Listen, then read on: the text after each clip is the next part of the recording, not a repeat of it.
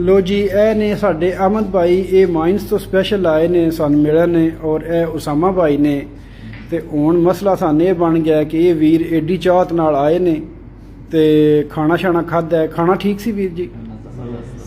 आहो, लेकिन हुण ज्यादती ये पे करदे ने कि इन्हां ने आख्या बिल असीं नहीं पे लैंदे, तुसीं एडे प्यार नाल आए हो ते ये नहीं टलदे पे।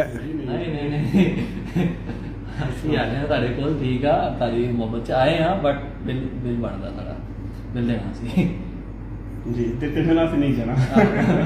अच्छा, माहौल ठीक लगा? चो वैसे कोई मसला हो तो रात भी रखी जा सकती। जी बड़ी मेहरबानी, माशाल्लाह जबरदस्त सेटअप वगैरह। अच्छा, बहुत अच्छा लगा थे खाना खा के, बहुत टेस्टी खाना भी ठीक लग गया ना? माशाल्लाह जबरदस्त, टॉप क्लास। सही है। फिर टिकटॉक वाले सारे समझाओ, बस सियाने बन जाओ ते आके चेक करो। कितने सुननी टिकटॉक पे, तुसी फेमस बंदे हो।